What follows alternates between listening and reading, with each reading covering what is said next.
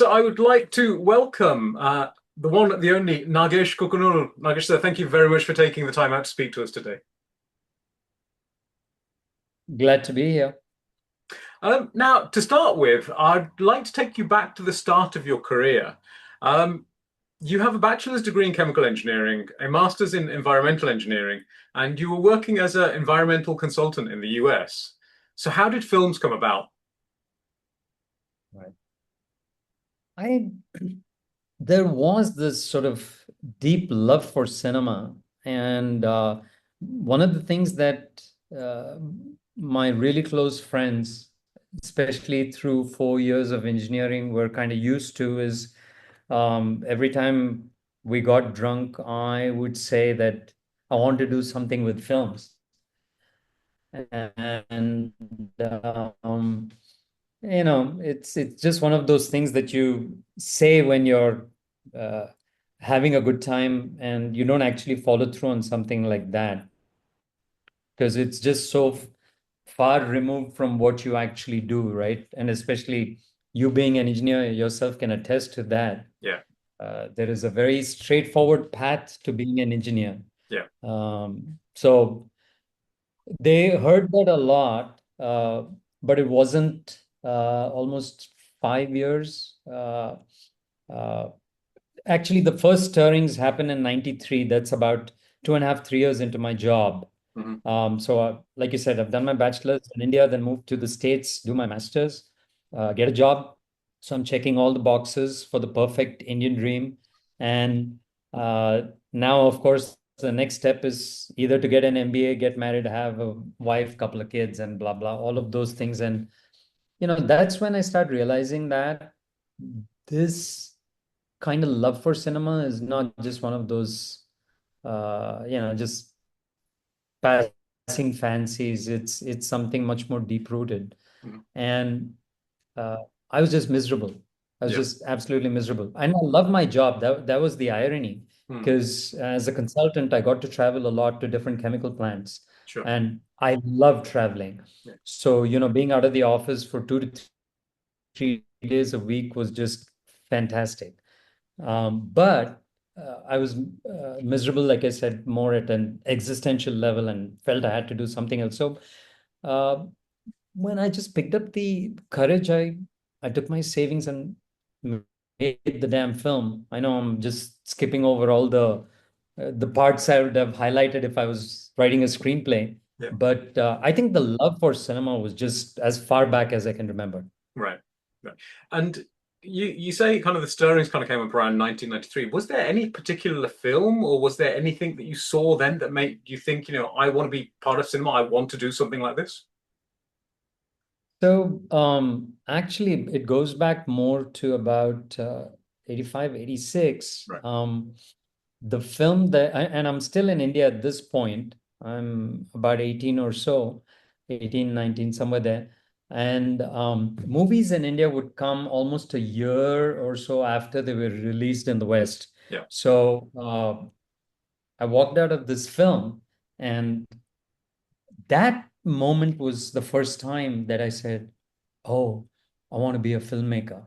And that film was Raiders of the Lost Ark. Well, okay. Uh,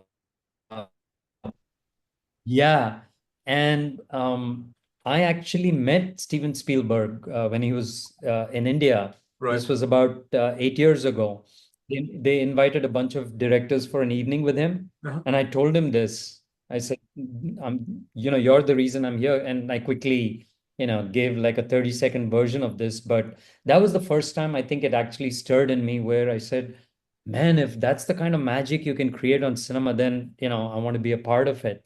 Mhm. And the second one, which was the tipping point, and it's funny, the movies that I'm listing don't actually uh, show up in my filmography. And the second film that actually sends me over the edge is I get my first job in March of 91. And I'm, like I said, I'm living the American dream. Mhm. I now have actual money, bank accounts looking healthy. And the summer rolls around and I see Terminator 2, Right. James Cameron's Yeah. Terminator 2. And I'm telling you, I walked out and said, Oh, I'm going to be a filmmaker. Wow. Yeah. And I haven't made a Raiders of the Lost Ark or a Terminator, nothing even in the same space. Yeah. But I remember when that happened, I was like, oh, I want to have something to do with films for sure. So, And when you were a lot younger, I mean, you said films have been with you all throughout. So when you were a lot younger, what sort of films were you watching? Were you watching, when you were growing up in India as a child, were you watching Hindi cinema, Telugu cinema, English, or just a mix of the three? a mix of the three, because I was born and raised in Hyderabad, and Hyderabad, uh, right now, with the influx of a lot of people from Andhra Pradesh, Yeah. the shift since the mid 80s has been more Telugu. Mhm. Uh, so now there's a balance. But when I was growing up, Dakhini, which people call the Hyderabadi Urdu, Right. was spoken freely and everywhere. So we gravitated towards Hindi films a whole lot more than we did Telugu films. Okay. Okay. Yeah, I had an aunt who both my grandparents died when I was early, but uh, she was the closest I had to a grandmother, Mhm. and she took me to see all these Telugu mythological movies. So I grew up watching a lot of that. Yeah. But the biggest influence comes directly from my dad. Right. And my dad was a huge, huge fan of Hollywood cinema.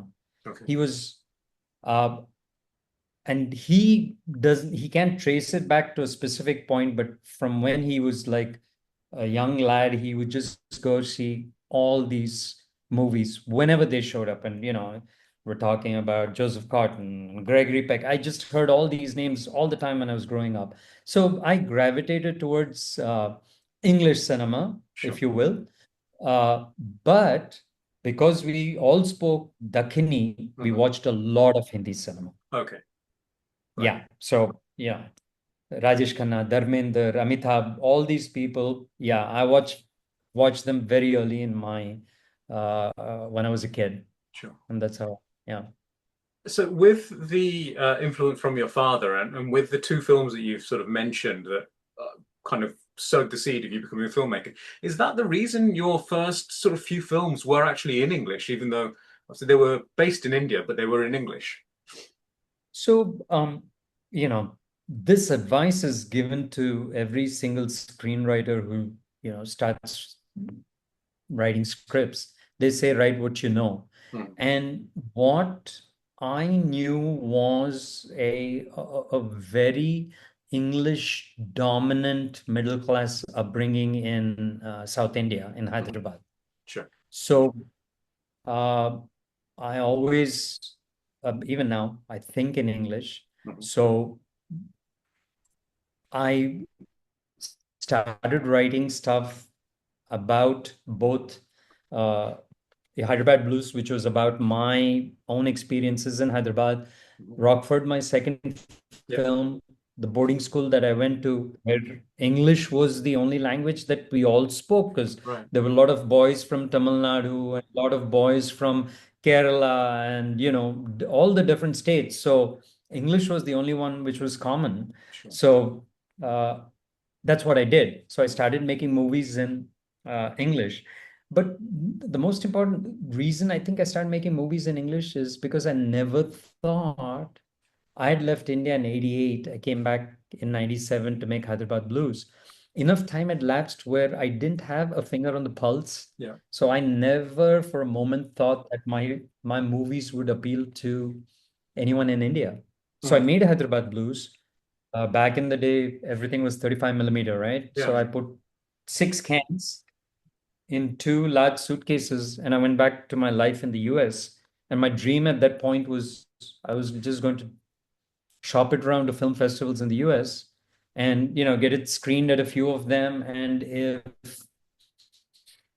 someone there, a distributor saw it, and that's what everyone hopes for when you take a film to a film festival. Sure. But purely by accident, and that's what I do. In June of 97, I take the finished film back and I'm sending it to film festivals. It gets accepted into a few. And then I get an invitation to the first Mumbai Film Festival. This is in 97, November of 97. Mhm. And at that time, I didn't have money to fly back. And I was like, should I go to this film festival? Should I not? Okay, let me do it. So I do. And, whatever happens, happens after that. The The rest rest is is, history, as they say. yeah. So, but the desire to make films in English was only because that's the language I spoke most easily, wrote in. Mhm.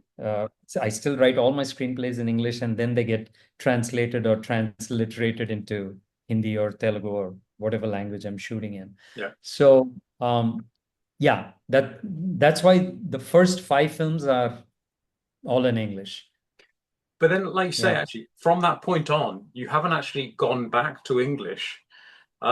Is that because of the evolving audience? Is that because you don't think there's that much, there wouldn't be that much acceptance for a purely English film nowadays? Because back then in the sort of mid 90s, there was a very strong sort of independent scene with films like English August, Split Wide Open, obviously yourself with Hyderabad Blues. So, but that doesn't really seem to be there now, possibly because of the advent of Netflix and Amazon Prime. Is that the reason that nothing, all of your films and series recently have been in Hindi or Telugu? Absolutely. When, again, like I said, I didn't know my audience. I make Hyderabad Blues. Uh, at that time, there were film distributors who were actually willing to release these films. Yeah, And, these gatekeepers are the main reason your film gets seen or not. sure. So at that time, there was sort of this emerging, independent, offbeat. I mean, my films have been called so many different names. For a while, it was the multiplex film, whatever you want to call it. But there was a willingness to screen these films, and the economics at that time still worked out. So you did, maybe uh, 25, 30 cinemas in different cities, all told. And the numbers still worked out. The distributor still made enough money to, want to do such films. But when Iqbal happens, which is my sixth film, and I do it in Hindi, not because I say, oh, there's a larger market. I do it in Hindi because it was about a boy in rural India. Yeah. And I was not going to do a disservice to, you know, the true setting of this. Because at that time, I remember there were Indian filmmakers living outside of India who were making certain films, Mhm. and they had everyone in the film speak English. Yeah. And I can understand their restrictions because they were trying to get it released in the US or the UK. Mm. And, the distributors wanted that. But I wasn't going to make a film set in rural India where everyone's talking English. Mhm. So I flipped it to Hindi. And of course, since that movie did well, the markets opened up. Yeah. Now, if I want to go back and let's say do a small indie film like Hyderabad Blues, I can, but I won't be guaranteed a theatrical release. That's the difference. Right. Because the numbers just don't work out. Right. I might be able to do just a couple of cinemas here and there, and that really doesn't make any sense. Mhm. So that's more the reason that I don't do it anymore.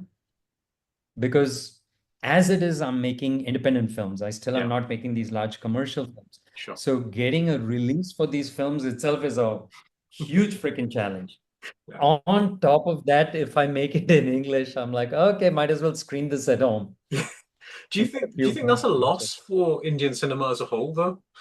Not having that alternative alternative type of cinema coming out of India. Um, So the indie cinema for net and for the streaming services got in, mhm. the indie cinema was actually having a very good revival. Yeah. I'm talking roughly about because um, I was very active on the festival circuit for a while. And then I did a bunch of films. There was a period of about 4 or 5 years where I did not. And then in 2012, I made a film called Lakshmi, and I got back into the festival scene and then followed it up with Dhanak. Hmm. Um, so when I was doing that, I noticed a lot of young filmmakers actually, making independent cinema, Sure. legit Indian cinema. Yeah. It was not in English, Yeah. I'll give you that, but Marathi and Malayalam Hmm. and Tamil, everything else was going on. Um, but the moment streaming happens, there's a huge shift, myself included. Hmm. All of a sudden, we have the opportunity to tell stories which there was no chance in hell that we could have. Yeah. Uh, Trying to raise money in the traditional format, and Sure. then after the film is made, trying to get it to a theater, doing all those things. Mm, Mm. no chance. So it was just so much easier to shift to streaming. And for the last 7 years, I mean, I made only one feature in Telugu, Hmm. but I've only been doing web series or shows, whatever you want to call them, Sure. uh, because I can tell stories which will never see the light of day in the cinemas, Yeah. for sure. And I don't have to worry about the result Hmm. of a show to guarantee the next show. Right. Because as an independent filmmaker, that is the most Big stressful thing. thing, right? Yeah. So yeah, it's getting a film made, like they always say, is the easiest part. Yeah. After that comes the knocking on doors trying to get the damn thing released. So that pressure has been off my back for the last 7 years, and that's been terrific. One of the things I've noticed about your filmography is you've worked across quite a range of genres. You had a coming of age film in Rockford. You had a thriller in Art by Dastasveer. You had an inspirational sports film in Iqbal. When, like you said yourself, Iqbal, did pretty well. Even as an independent filmmaker, did you then face sort of pressure to stick to a kind of a feel-good type of film? Because the next question is going to be about Lakshmi, so so I'm about to come to that. I think I have uh, I don't know what streak I would call it, but it sure as hell doesn't make my own life easy as a filmmaker. Every time I make a film and it kind of creates a little buzz or does well, the one that I follow it up with is definitely not in that genre. Yeah, So I've been doing this consistently. Even though loosely Hyderabad Blues, Rockford, and Bollywood Calling is more of a spoof satire. sure. So um, that happens, and now people are like, "Oh, he makes these nice, light-hearted films." And then I wrote Teen Diware, Yeah, which is like this drama, and with a little bit of a thriller thrown in at the end, yeah. which I had so much trouble raising money because people are like, why do you want to shift genres? So Iqbal does really well. Things go great. And then I wrote a film about two women, Door. Mm, And once again, people are like, Arey, why, a lot of resistance. Why are you making a woman's film? mm, That was what I was told constantly. mm. Because back in the day, there was a genre called woman's film, Yeah, which was the, uh, sound of you tanking at the box office. That's what I was constantly told. But mm. it's a story I wanted to tell. So I do Door, and Door does really well.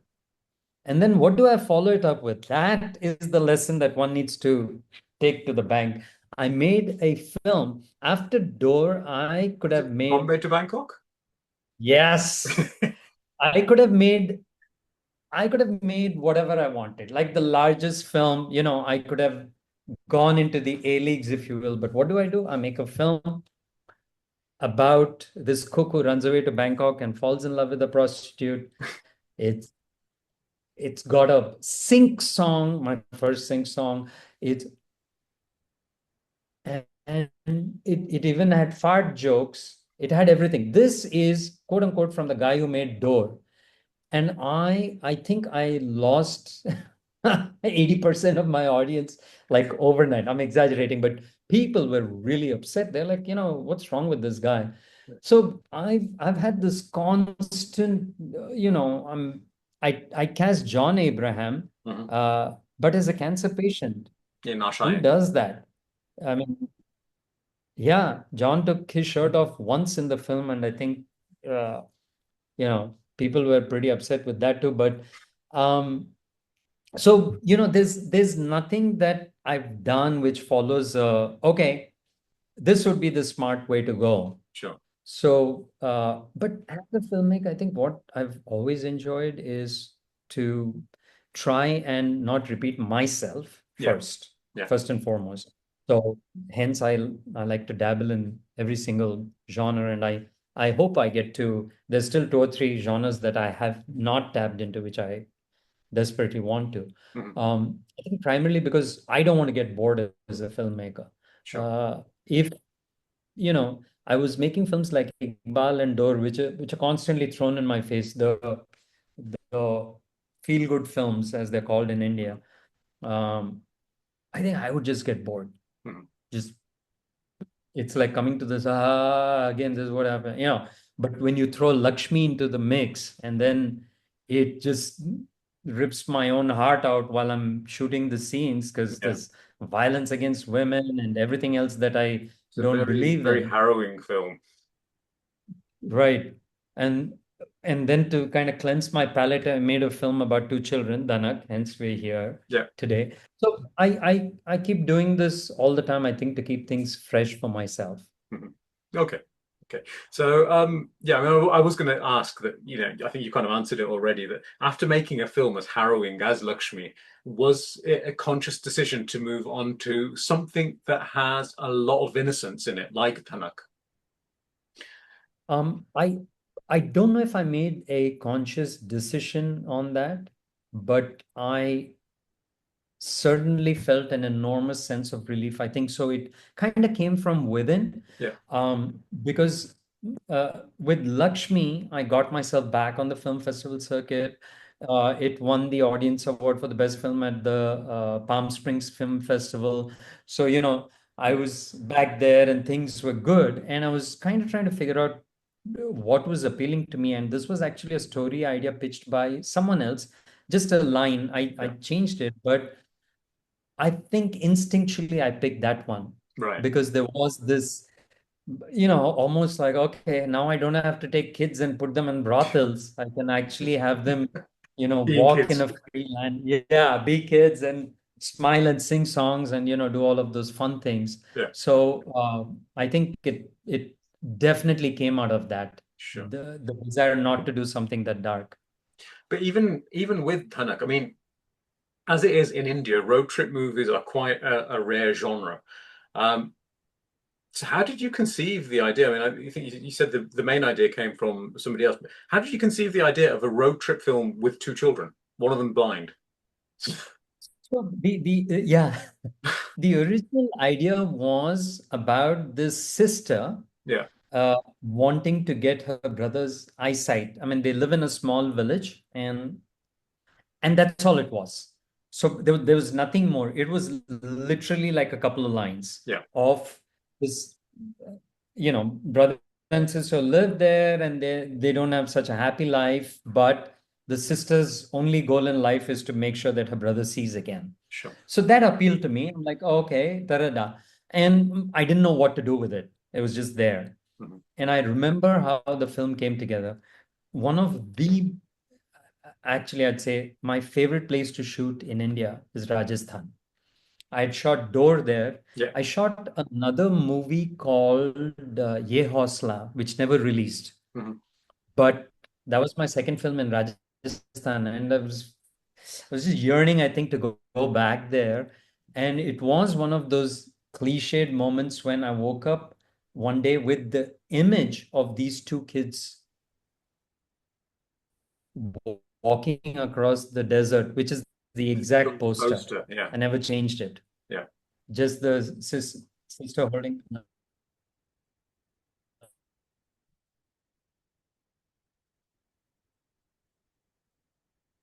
Film. I was like, okay, so now they're not just going to be in that village and try, but they're going to go, and then, then different elements start to come together, and then the story kind of told itself.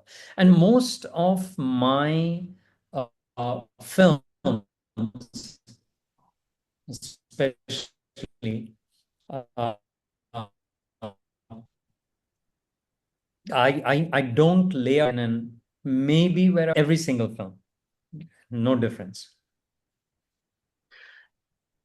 The the casting process for Dhanak, obviously it was really important to get the casting right, particularly for for the two children. How did you come across Hetal and Krish? Because they're absolutely delightful in the film, and they are the characters. They don't come across as though they're acting at any point. Um, you know, this has to go back to Rockford. Okay. When I didn't have any money and I was making Rockford, Rockford was really a low budget film. Yeah. When I was making it back then, I looked at close to 100 kids who auditioned. I'm not talking about just looked at kids, and they actually read for scenes from the film and stuff like that before I found Rohan, who ended up playing the lead character in Rockford. So my audition process is a lengthy one. Thankfully, now in the last five, I would say perhaps 10 years, we have phenomenal casting directors in Mumbai. Mhm. So now I can actually say, oh, I want that person to cast my film, Sure. and they'll go out and do all the dirty work. Uh, but back then, it was my team and I just sit, send different people out to schools to, Mhm. spread the word out in the ad. The ad world is a little more, back in the past was much better organized than the film world. Mhm. So they knew where to get all these kids and so. So Sure. we just auditioned endlessly. Mhm. And then I finally brought it down to two sets. One was Hetal and Krish, and one were these two kids who were also phenomenal actors. I cannot remember the names now, but they were just a little bit older. So the Krish is 8 in the film, and the other boy was 10. Mhm. Hetal's about a little over 10, and the other girl was, I think, 12. Mhm. So, and what finally convinced me is, having a precocious 8-year-old kind of gave me more leverage as opposed to a 10-year-old, Right. where because this 8 still had that innocence. So casting so much is about just freaking throwing a dart out in the dark, let me tell you. Because before you start the film, and I do a fairly lengthy casting process. I audition, I bring them in, I read with them, and then, I'm trying to see. And 8 out of 10 times, I end up casting correct, but there have been times when it's gone horribly wrong. And then you're on set and you're going, so that's happened too. Yeah. And unfortunately, I can't name the actors because, it'd be just bad to, but I've had to let them go mid-shoot and stuff like that. Right. Okay. So yeah, I've done that. I've done that in many films. Yeah. So yeah, so this just ended up one of those really fortuitous casting pair that they just are absolutely phenomenal. And with the rest of the crew, I mean, in particular, we don't have a lot more time. So in particular, I want to speak about the cinematography because obviously it's a very, very key part of Dhanak. And Janardhan Das's cinematography kind of immerses you into the film. You're there. So how did that collaboration come across? And how involved were you with it? Did you kind of need to guide him, or was it a case of you know what to do? This is what I'm looking for. Just sort of shoot it. So, Chirantan Das, and I'm glad you brought this up. Phenomenal cinematographer. I had worked with him in on Ye House, Right. which was also set in Rajasthan. Then, before Dhanak, he shot Lakshmi as well. But he had shot another film called Mode, Yeah. which I shot in Uti. And was this sweet romantic film. But what he brought to Mode was this kind of fabulous element. Hmm. And having shot in Rajasthan and having shot something which had this like perfect, happy India set of images from Mode, Mm. I knew he was the right choice for Dhanak. Right. Uh, in Rajasthan, I'm seriously telling you, I mean, besides the fact that, all the nightlit scenes are all where the cinematographer brings his or her magic, but um, in Rajasthan, you'd be an idiot if you found bad frames. Let me tell you that. So that place speaks to me. Yeah. It speaks to Chiru. So the two of us were just like, I mean, we shot the film at a phenomenal pace. I mean, just like, and with kids, Yeah. and on days when that particular day, when they follow the pilgrims screaming Sira Mata Ki Jai and all Yeah. that, uh, the temperature was a little over 50 degrees Celsius. Wow. Um, it was a scorcher. Yeah. I love the heat. I love shooting in the heat because it gives me a good 11 hours of shooting time, daylight. Hmm. So I love it, but my God, it was something else. But that's Rajasthan. The place is, if you shoot a film there, it's going to be a character in your film. Sure. It's not like some of the other cities where it really doesn't matter. When the film released, both at the film festivals and on its original release in India, it did really well. It won the Crystal Bear at the for Best Children's Film at the Berlin International Film Festival and the Best Children's Film at the National Film Awards as well. Um, did you expect such a response when you were making the film?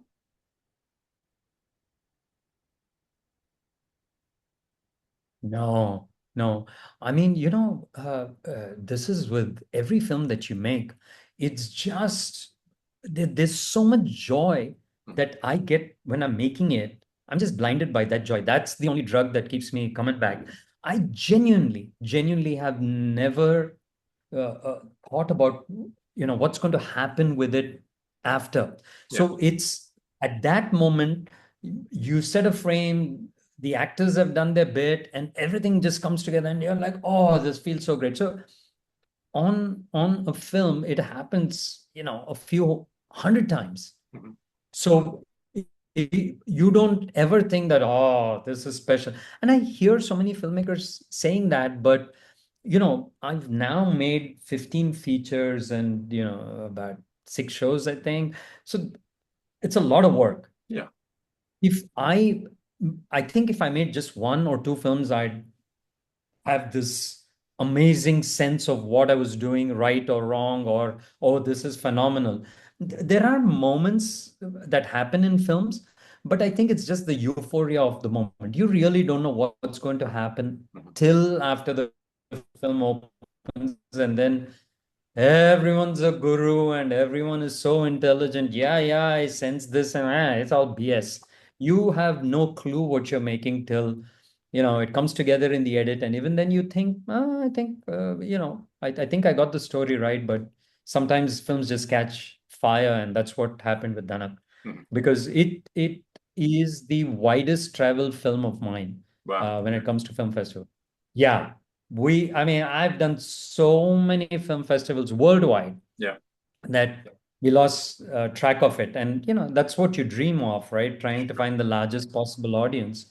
And it did, but just one of those things. You spoke a little bit earlier about Door being labeled a woman's film. And in a similar vein, Dhanak has been labeled a children's film.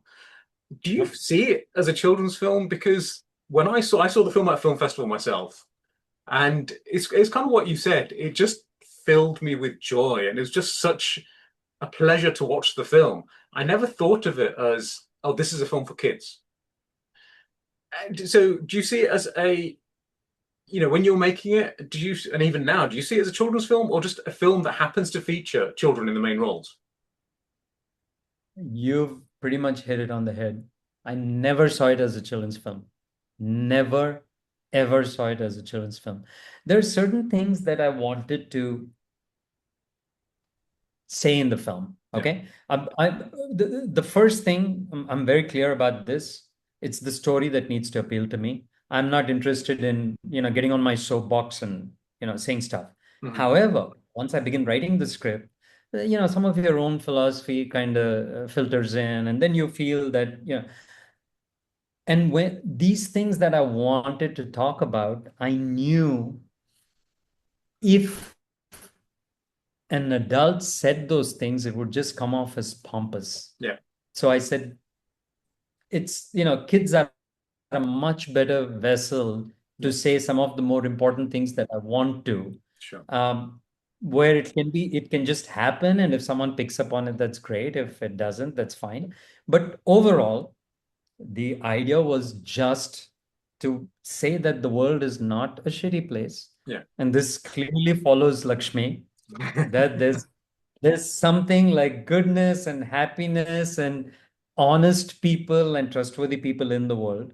Mhm. So that's what I wanted the film to do. And I think also to take me back to the childhood that I grew up in, Mhm. where India was this wonderful, magical land. So, do all of those things. So, but yeah, the children came more to perpetuate that joy, kind of create Sure. that, because they do put a smile on our faces. But I never saw it as a children's film. And as a matter of fact, when I was being given the award, Mhm. one of the jury members, when we were on the stage, whispered to me, he said, it needn't have been in the children's category. It could have been in the regular section. That's Wow. what he said.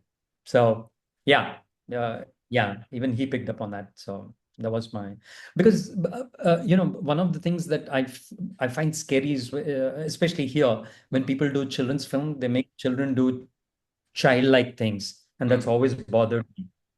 Uh, I much prefer to deal with them like adults. Says the single man who doesn't have any kids. So Now, it is now in Indian cinema, it's the time of sequels. You have yeah, yourself have made one in Hyderabad Blues 2. Are there any plans for a way sequel before Bhaskar, way before everybody else? sequels were a thing here, for sure. Um, are there any plans for a sequel to Dhanak and the continuations of the adventures of Chotu and Pari? Oh, wow.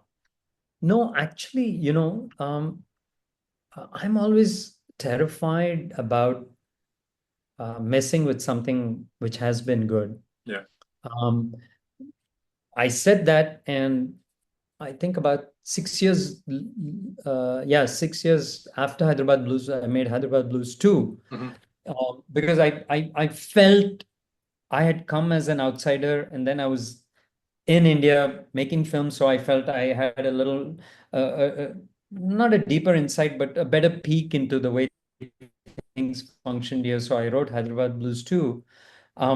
But with the other successful films, and I got an offer to make Iqbal 2 and sure. things like that. But I'm terrified. I'm like, when things do that well, just leave them be, because God forbid you get it wrong the second time.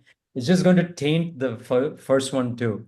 So, That's really yeah, refreshing to hear, to be honest, because you see so many sequels. in Indian cinema that are actually, I suppose, more like franchise films rather than direct sequels. And it is just riding on the success of the first one. So this is very, very refreshing to hear.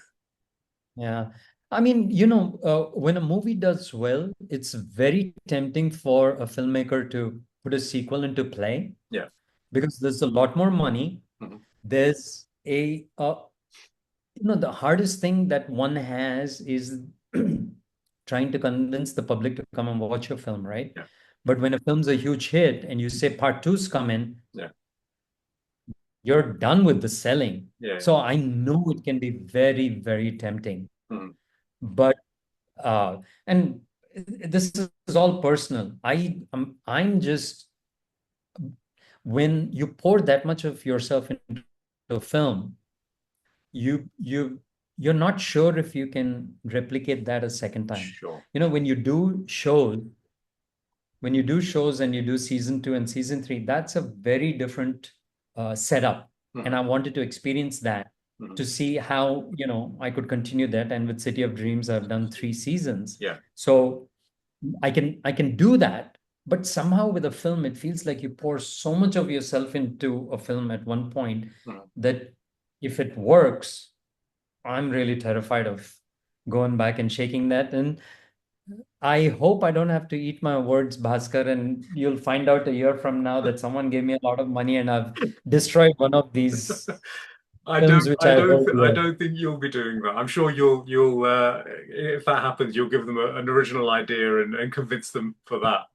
Um, Final question because we're running out of time now. So final question, very, very serious question for you. Are you Team Shah Rukh or Team Salman?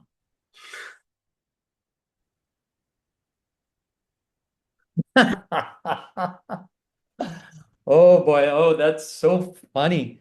And I'll answer it in the best way possible. So I know Shah Rukh personally. I Okay. mean, being part of the industry, I've met Salman also several times, but I know Shah Rukh personally. So even when I was writing Dhanak, I knew I wanted to put the myth of Shah Rukh into the film.